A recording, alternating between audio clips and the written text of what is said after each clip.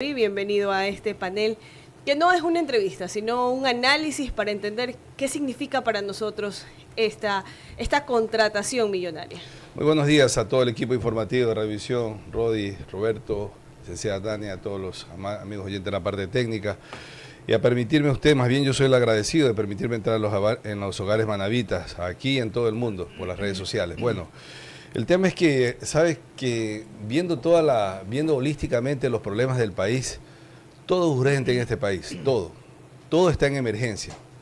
Porque si usted mira del lado de la salud, cuando usted va y pide una cita en el seguro o en el hospital, o se va al subcentro y lo llevan al hospital, casi que como que lo mandan a atender después de 4 meses. Si hablamos de la conectividad de las carreteras del país, en igual situación. Y está justamente también el sistema petrolero, que ha bajado la producción de petróleo terriblemente, lo que desfavorece el desarrollo del país. Y si nos fijamos en la parte eléctrica, ni decirlo, porque como lo he manifestado en otras ocasiones, no es un problema de ahora. Es un problema que tiene bastante tiempo la falta del seguimiento a la planificación eléctrica que supuestamente hay. Hay en salud, hay en carreteras, hay en todo, pero normalmente llega un nuevo gobierno o llegan nuevas personas y prácticamente se olvidan de la planificación. Y esto que se está viendo es la falta de planificación. El contrato está muy cuestionado, muy cuestionado porque desde la misma voz del exministro Luque, en una entrevista de un colega de ustedes, Manavita, prácticamente dice que ya la situación estaba caminando cuando había una formalización, a cuenta y riesgo del propio contratista. Un poco como que entró, y justamente el periodista se lo decía, ¿no? Entró en una polémica y de ahí para adelante se han generado investigaciones y cosas que han ido desatando este nudo, ¿no? Pero aquí me voy a una pregunta, aquí voy a hacer un autoanálisis. En este país que no hay nada planificado, que todo normalmente se lo hace como que se le ocurre en el oído al uno o al otro, necesitamos esa energía. Esa energía la necesitamos y aquí lo que deben de actuar son los poderes del Estado que están claramente establecidos en la división de poderes. La Asamblea tiene que hacer y la Contraloría General del Estado en su momento tiene que hacer una auditoría sobre todo esto. Pero esa energía, Roberto, no la podemos regresar. Esa energía que ya está, dice, en camino, que llega en 15 días, en 2 semanas, en 3 semanas, que es un barco que viene creo que estaba en República Dominicana, de una empresa turca, que viene a proveer más de 100 megavatios, que son sumamente importantes, porque creo que la planificación, tal como lo habíamos conversado hace mucho tiempo acá, en este C con ustedes, gracias a la gentileza de ustedes que me han invitado, la solución era de diferentes formas. ¿Y esa es la solución, ingeniero? O sea, ahorita, Roberto, necesitamos esa energía como venga.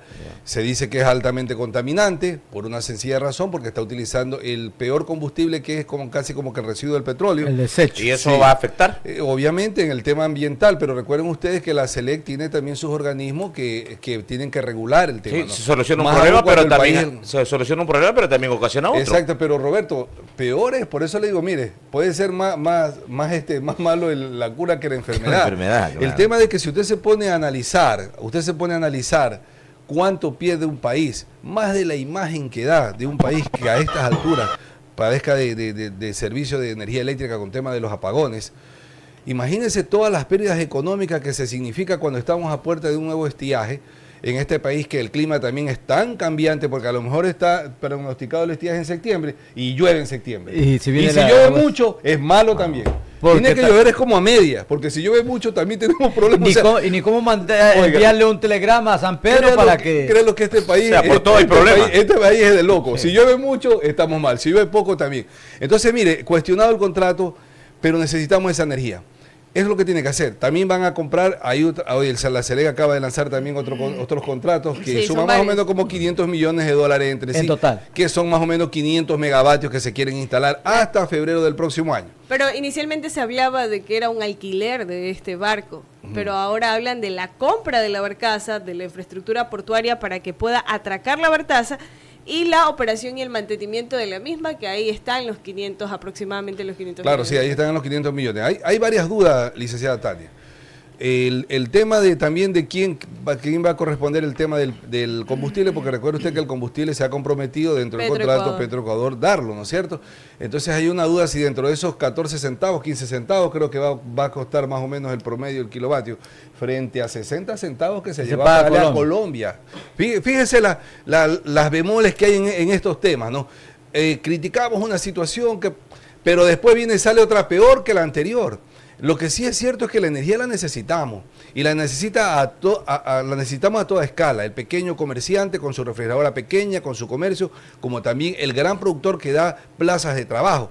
Por lo tanto, aquí lo que sucede es que el gobierno, o los gobiernos, o nosotros más bien dicho, aquellos que ya estamos viendo que por ahí andan figurando, que quieren ser candidatos a la presidencia de la República, a ellos hay que preguntarles claramente sobre todos los problemas que está sufriendo el país: seguro social, conectividad, el tema de la explotación petrolera, la baja producción de la misma, el tema del sector eléctrico, comunicación. A ellos hay que arrinconarlos con estas preguntas para que den respuestas claras. Pero este problema no es de ahora. No es de ahora, pues, Roberto. Eso viene arrastrando una herencia hace años. Es la falta de planificación, porque cuando llega Rodi Vélez a la presidencia, él tiene su estilo de manejo; cuando llega Roberto Reyes, tiene su otro estilo; cuando llega la licenciada Tania, cada tiene su estilo. Entonces nos olvidamos de la planificación y prácticamente caemos en todos estos desastres que tenemos. Ahora, fíjese usted, la tremenda noticia que nos da un especialista, una señora, no recuerdo el nombre, de la Politécnica Nacional, donde ella dice que la central Coca-Cola Sincreria tiene estudios de los años de 1970-71. 71. ¿No es cierto? Y dice que esa era una mala ubicación por todo lo que se venía, y que también estaba sobredimensionada,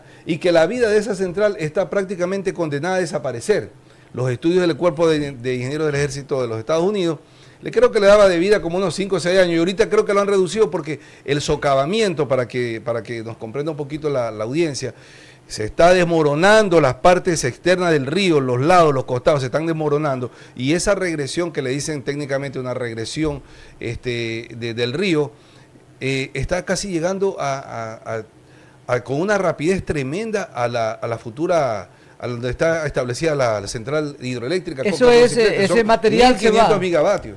Todo ese material se va hacia abajo. Se va para hacia abajo, aguas abajo. En vez de decir, la represa, en vez de llenarse de agua, se llena de lodo, tierra. De tierra. Ahora dicen los estudiosos de la Politécnica que según los proyectos, el estudio del 71, la licenciada Tania, ellos dicen que allá estaba justamente antes de la captación, había unas compuertas que detenían la erosión y la desviaba, y que eso no se construyó. Fíjese usted todo cómo vamos de error en error. Y ahí es cuando entonces, ingeniero, lo que usted decía, o sea, que llega tal presidente con lo suyo y de acuerdo a lo que él crea gobernar, y no se hace caso a sugerencias de profesionales que pueden garantizar una mejor obra, como el caso que usted señalaba del 71 y no se hizo caso omiso. Pues. Claro, así es. Entonces, pero también aquí hay otra cosa, ¿no? ¿Por qué callamos? A mí me parece bien, licenciada, que se cuestione el tema de la avenida de la Barcaza, sí, pero necesitamos la Barcaza. Pero esa era la mejor necesitamos la solución energía. que tenía que hacer el gobierno. Es que el tiempo ya no da más. Ya, o sea, el tiempo para septiembre, ¿cuántos meses? Tenemos un mes y medio, creo, a que lleguen los famosos apagones. ¿Qué puedes hacer, Tania? Por eso ellos cuando analizamos aquí decíamos que había diferentes formas: compre generadores. No se han realizado las cuestiones, no se han clarizado el tema de la inversión de la empresa privada, que también pedía créditos frescos para ellos también poder generar, porque la mayoría de las empresas ya tienen generadoras que son a diésel, que son altamente contaminantes. Yo creo que se debería de apuntar a ayudarlos a que compren generadores que sean a gas, donde son poco contaminantes. O sea, ya hay generadoras que son muy óptimas en su producción de energía. Por lo tanto, todas esas soluciones. Y la otra era comprar generadores, porque dentro del contrato, entiendo, licenciada Tania, que hay compra de energía. O sea, usted trae su generador, lo pone aquí. ¿Dónde lo pongo? Aquí, allá. Para eso tiene que hacer un poco de conexión. No es que nomás viene y se sienta, ya hay que hacer un montón de trabajos más. Pero usted dice, no, yo no te voy a vender el equipo, solamente te vendo energía. Parte del contrato es eso. Hay otras que sí compran el generador. Y en la Barcaza también se decía, como usted bien anotaba antes, que solamente es la compra de la energía, que no se estaba pensando comprar el tema del barco o alquilar otros, pero estaban en esa transición. Hay muchas cosas que del contrato un poco se desconocen, ¿no? También las declaraciones del señor ex ministro de Energía, Roberto Luco. Incluso, que está por aquí, ayer lo vi aquí. Sí, incluso dijo que la Barcaza... Va a dar una rueda de prensa al mediodía. Sí, está por Panamá, y que el contrato no está firmado, pero que a ellos les sorprendió cuando hicieron el diálogo y arbitrariamente, textualmente lo dijo, y arbitrariamente, independientemente, el proveedor hizo llegar la información de que ya estaban viajando.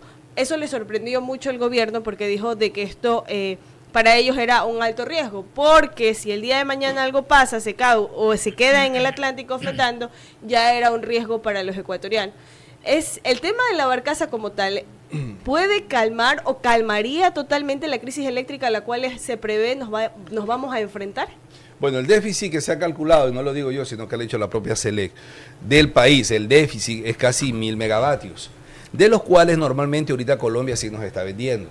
Entonces quiere decir que por ahí andamos con un déficit de 600. ¿Cuántos vende megavatios de Colombia? 600 megavatios más o menos nos están faltando porque Colombia creo que nos vende 400 ya. Eso ¿Y con la barcaza cuánto? Ya, la barcaza, sumado a todo el proceso que SELEC ha lanzado de contratación de compra de energía y compra de generadores ubicados sobre todo en el perfil de la costa ecuatoriana, Santa Elena, Guaya, Esmeralda, Quevedo, por ahí la provincia de Los Ríos. Entonces todo ese sector se va a llenar de generadoras. Más o menos se calculan que hay unos 500 megavatios, 400 y pico, sale casi como 500 megavatios, inversión 500 millones. Así están dichos los papeles, lo que se tiene el conocimiento del Ministerio de Energía. Por lo tanto, lo que vendría a hacer eso es llenar un poco ese déficit que nos falta, pero todavía seguimos dependiendo de la parte de Colombia que nos vende. ¿Cuál sería lo ideal? Lo ideal sería tener los 1000 megavatios que realmente no se los tiene. ¿Cómo obtenerlos? Los 1000 claro, megavatios. por eso le digo, la forma de obtenerlos es lo que están haciendo ahorita ellos, pero hay que hacerlo porque, o sea, ¿qué se puede hacer? Es que esto es rápido, esto tiene que ser de inmediato. Y sí, es verdad, puede que no sea legal, pero sí puede existir de que, bueno, a mi cuenta y riesgo, pero mover un barco de ese tipo no es cualquier cosa, ¿ah?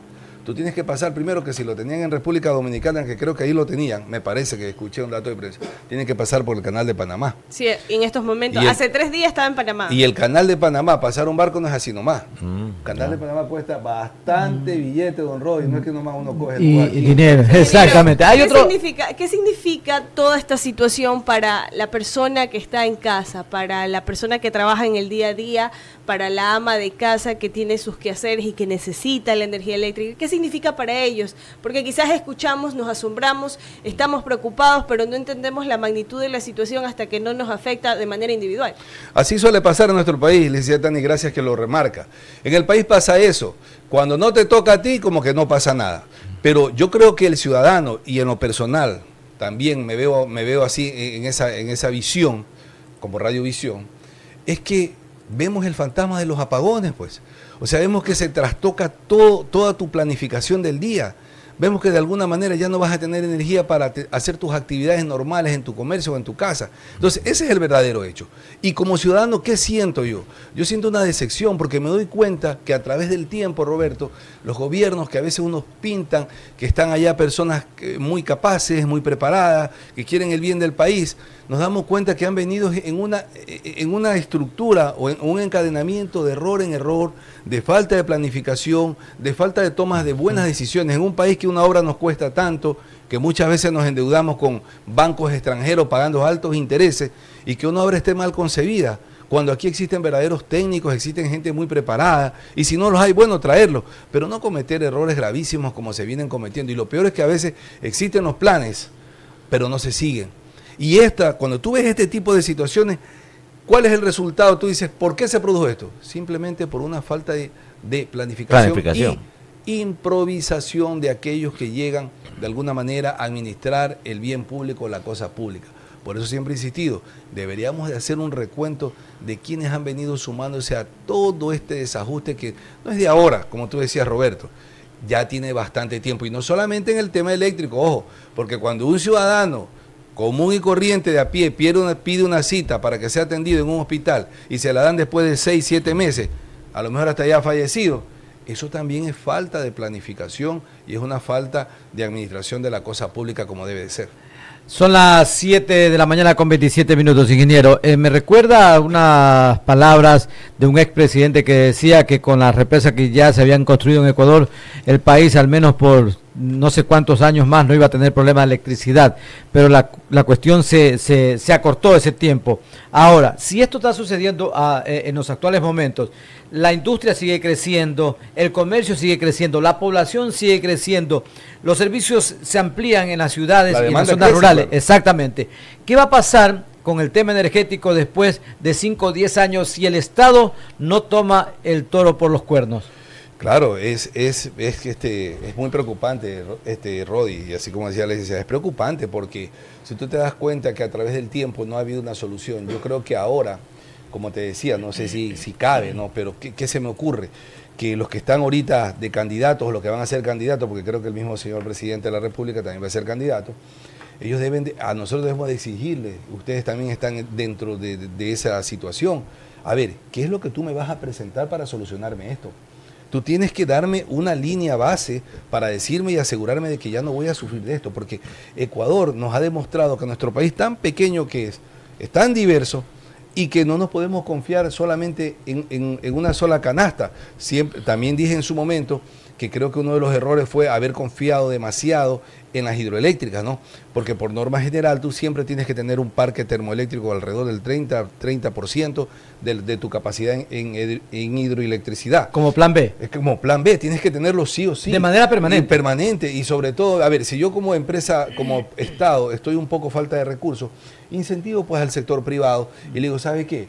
Yo les voy a dar una línea de crédito, los voy a garantizar, les voy a dar 0 aranceles para que ustedes traigan generadores eléctricos de tal forma, pero óptimos, generadores eléctricos ya no con combustible de residuos, sino de gas, de tal forma que yo voy haciendo una estructura de que las mayores empresas de mi país estén con generación, y yo ya automáticamente, Rodi, en un momento de emergencia, le saco esa carga al país, esa demanda, y prácticamente se la doy al ciudadano, a los hogares, al sector residencial. Así tiene que irse sumando de a poquito. Hemos hablado aquí, Roberto y licenciado, hemos hablado mucho del tema de solar y un montón de cosas. Para lograr eso, entonces, sería importante el gobierno, el Ministerio de Energía, una reunión con todos los empresarios, ¿no? Para allí, en una mesa de trabajo, sacar conclusiones que vayan en beneficio del país y coordinar justamente con los grandes empresarios, con las grandes empresas. De hecho, en Guayaquil tuvieron una propuesta, tengo entendido que la Cámara de Industrias les presentó un plan justamente al gobierno nacional para ellos poder ayudar y entrar de alguna manera en el tema. Mire, más que ellos nos vendan energía, el sector industrial, lo bueno es que ellos nos quiten esa demanda del sistema nacional. Cuando usted le quita ese peso, por decir, a una industria X, ¿no? Digamos, una industria cualquiera, ¿no? Automáticamente esa demanda de energía va a servir a un gran sector residencial, que es justamente lo que nosotros vivimos el día a día, y lo que decía la licenciada Tania Nánchez. Yo tengo que compartirles una preocupación, y es que aún el señor Roberto Luque, que es ya el ex ministro encargado, sigue haciendo declaraciones, pero el nuevo ministro, al que se posesionó hace 2 meses, si no me equivoco, un mes, él no tiene, y estaba analizando su perfil, él no tiene experiencia en el sector de energía. Él fue o es licenciado en economía, tiene una trayectoria en el sector financiero, pero está en una de las carteras del Estado donde va a presentar una crisis. ¿Y por qué no se ubica a una persona preparada? Esa es mi preocupación como ciudadana común. Esta persona, este señor Antonio Goncalves, que es el nuevo ministro de Energía, hasta el momento lo hemos visto dar una declaración, un pronunciamiento, las acciones que se están realizando. Sigue el señor Roberto Luque hablando sobre el tema de que hace 3 días en una entrevista en Diario El Universo de que estaba la barcaza en Panamá. Pero ¿por qué no lo da el nuevo ministro? ¿Por qué no se pronuncia él si ya ese es su papel? Y esa es una preocupación como ciudadana común, no como profesional de la comunicación. Claro, debe de empoderarse, ¿no? Él debe demostrarse, como quien dice en el mundo del fútbol, tiene que no esconderse y pedir la pelota, ¿no? Realmente que sí es preocupante. Mire, aquí hay un dilema, y siempre lo ha habido en el tema del sector eléctrico y de los profesionales eléctricos. ¿Quién es mejor para administrar, un economista o un ingeniero eléctrico? Un ingeniero eléctrico. Entonces, en el hospital, por ejemplo, los hospitales de servicios de salud, ahorita hay profesionales que son administradores de salud sin ser médicos. Y otros dicen, no, tiene que ser médico porque el médico conoce la problemática de cerca, cómo es. Podrá no tener la administración, pero él conoce cómo es la problemática. Entonces sí, de hecho fue una preocupación cuando lo nombraron. Trajo un poco de tranquilidad o digamos que aplacó un poco el tema cuando el ingeniero Roberto Luque dice, él ya venía trabajando con nosotros en todo este proceso. Es decir, entendemos nosotros que este economista, este licenciado en economía, venía acompañándolo a Roberto Luque en su accionar. Pero sí, nos preocupa justamente esa falta de empoderamiento del problema, porque el problema no es menor cosa. El problema es bastante grave del sector eléctrico. Estamos a pocos meses de tener un fenómeno que dicen que viene reforzado, porque no es el estiaje normal. Dicen que viene reforzado. Nos podemos equivocar como cuando el fenómeno del niño, ¿no? Que decía que ya venía el niño, que venía y no venía. Es que este país es así. Entonces el problema es tan grave que tiene que entrarse unas personas a trabajar de lleno en el tema. Yo también me siento con esa misma preocupación. Usted decía, ingeniero, que justamente hay que buscar profesionales idóneos y capaces y con mucho conocimiento en cada una de las áreas. Y realmente el problema grave que tiene el país es el energético y los estiajes, las represas y todo eso. Y ubica este gobierno a una persona que justamente no tiene vasto conocimiento en esto. O sea, volvemos a caer en lo mismo. Usted decía hace poco, ya estamos en una arena política y los políticos, valga la redundancia, van a ofrecer el oro y el moro. Claro, en política se ofrece mucho, pero una vez que llegan, ve quién te cumple. Así es, como hay un dicho de eso. Mire, en esa misma línea, yo le decía a un señor que escuchaba una entrevista, le decía, ¿por qué no le hacemos firmar un acuerdo notariado a fin de que si no lo cumple vaya preso, se retire, a los futuros candidatos a presidente, que se comprometan a pagar por lo menos $1.000 millones de la deuda del seguro anuales? Al cabo de su periodo estaríamos hablando de 5.000 millones. Se calcula que la deuda del seguro son como 8.000 o 9.000 millones. Por Dios, devuélvenle la plata al seguro, que no es del Estado. Esa plata es del afiliado. Tienen que devolverle esa plata. Igual acá, exactamente igual acá. Nosotros tenemos que exigirle al futuro candidato o al que vaya a ser candidato a presidente, que por lo menos ya ahorita nos debería presentar el futuro ministro que él va a tener, o quién va a estar al lado de todos los problemas, de salud, de todo, para que él ya vaya dibujando una política. Tú no te puedes sentar, mire, nosotros estamos, discúlpenme el término, hostigados, que cuando ya se sienta el nuevo, como tú dices, Roberto, nos ofreció, se sienta el nuevo administrador, dice, yo no sabía que la cosa estaba tan grave. Miren, nosotros creíamos y por eso... Ese cuento todo y siempre nos viene metiendo. Por Dios, si te metes a soldado tienes que aprender. ¿Y cómo es que conoce el país y no sabe las cosas, los problemas que tiene? Afine también la LOTAI, pues. Afine también la ley de transparencia de la información. Pues cuando usted llega, se siente a presidente, métale ganas y exija a la asamblea que se cumpla, que las empresas sí los hay, sí hay las leyes, pero no las cumple. Pero no las cumple, pues, porque tú vas a una función, por ejemplo, te vas a Petroecuador o te vas a una función, quieres buscar en la LOTAI que tienen que publicarte todo.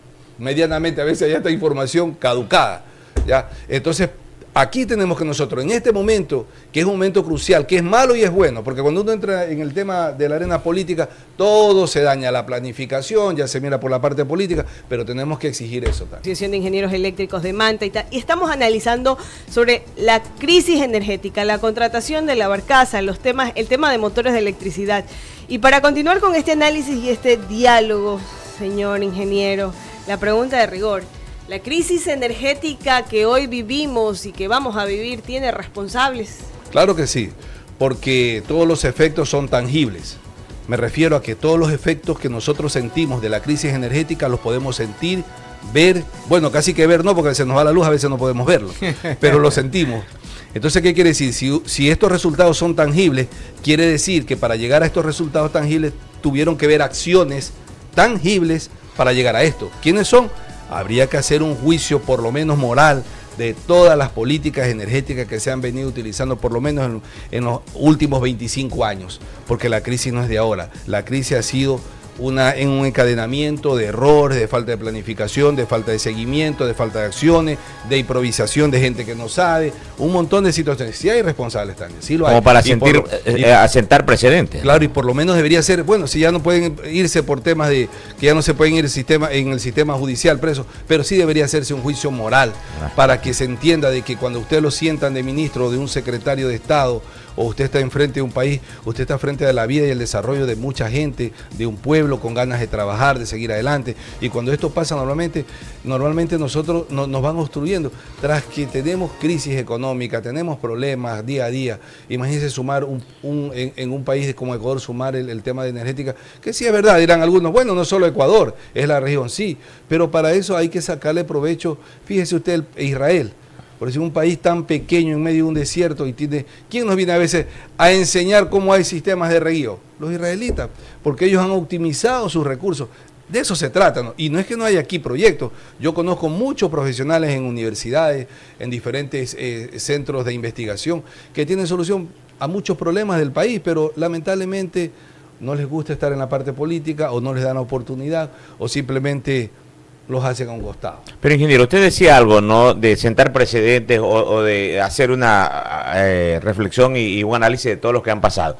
Sí, y hacer un juicio, como Moral, se dice, moral y todo, pero en este país donde la política o los políticos simplemente trabajan para su bienestar o el del partido político, no se puede hacer y creer, o sea, hay leyes, pero no se las aplica. ¿Por qué? Porque el Ejecutivo, la Asamblea y todo, es un enrollo tremendo. ¿Cuántos problemas no hay hoy en día a nivel de la Asamblea, a nivel del Ejecutivo, a nivel de todo lo que encierra el país como política? Y mire, Roberto, si vamos a hablar de política, fíjese las nuevas designaciones por parte de las peleas que se dan en el Consejo de Participación, vergonzosas, ¿no es cierto? Y así también hay en el tema, por ejemplo, de esa ley que se estaba discutiendo en la Asamblea sobre el tema del trato de animal, algo así que era... Que todavía, ya va a pasar a primera. Que ha sido, hoy día, habiendo temas, no digo que no son importantes, pero habiendo temas cruciales, como tú dices, Roberto. Entonces, esto es justamente... No se veía la atención. Y esto se produce, o se empeora cuando se vienen los temas electorales, ¿no? Cuando se vienen los temas. Y mire que es un síntoma mundial. Fíjese usted el último atentado de Donald Trump. ¿Cómo puede cambiar la historia geopolítica del mundo? Solo es accionar. Que casi que como que lo tuvieron en paleta a Donald Trump porque por poquito y lo matan, ¿no? Pero mire todo lo que va a significar ese simple hecho en la política mundial. Entonces, igual acá, nosotros tenemos los mismos problemas. Lo que pasa es que somos un país en el cual vivimos, creo yo, como digo, a veces de que los administradores no viven de una planificación o de una, digamos, de un plan de trabajo, porque cuando ya llegan ni siquiera cumplen el plan de trabajo, que está establecido en las leyes, como tú dices, Roberto, porque para eso hay el año, ¿no? De que hay que hacer un seguimiento al funcionario para ver si cumple, si no cumple, viene. Pero usted póngase a hacer una revocatoria del mandato, usted era 3 años. Pedir una revocatoria es cosa, o sea, tampoco no, los pasos no son fáciles.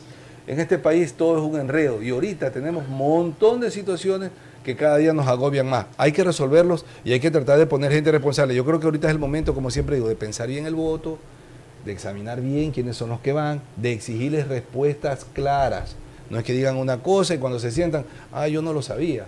Negativo. Como gremio eléctrico, ¿no están planificando presentar algún proyecto que ayude a aliviar un poco ese apuro gubernamental en el tema de la crisis energética? Sí, doña Tani, de hecho, esta es una oportunidad, la que usted me brinda y aquí los compañeros periodistas me dan esta oportunidad, esta gentileza de poder yo transmitir mis ideas y todo. Es el pensar de estos conversatorios que tenemos nosotros como Asociación de Ingenieros Eléctricos.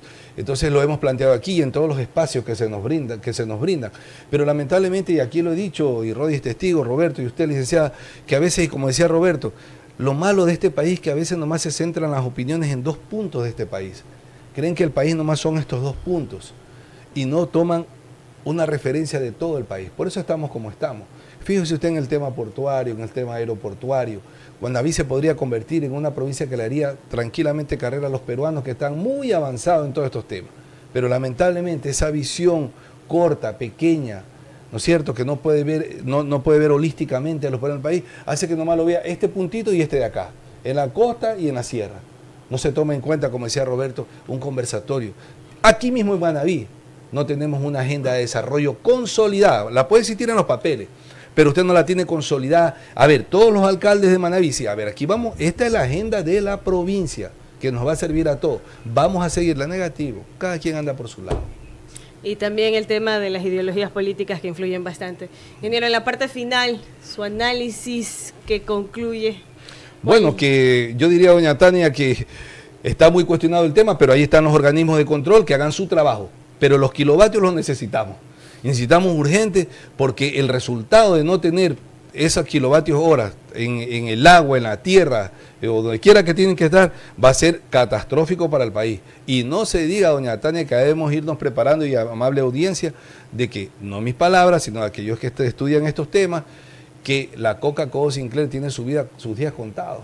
Imagínense lo que es sacar del sistema 1.500 la más grande del país, ¿no? Más grande del país. ¿Qué tiempo más o menos se daría? Bueno, los gringuitos han dicho le dieron casi como 5 o 6 años, 5 o 6 años para que entren pero el estudio de las declaraciones de esta ingeniera de la Politécnica, que es profesora y es una estudiosa de esta investigación, experta en minerías y en todos estos temas, ella le da mucho menos. Ella dice que tal vez en 2 años estaremos fuera de eso. Wow. Imagínense cómo tenemos que correr. Muchas gracias a usted, gracias a la audiencia, Rodi, Roberto, licenciada. Muchísimas gracias por la oportunidad. Siempre las órdenes. Muchísimas gracias a usted por acompañarnos aquí en Radiovisión Manaví.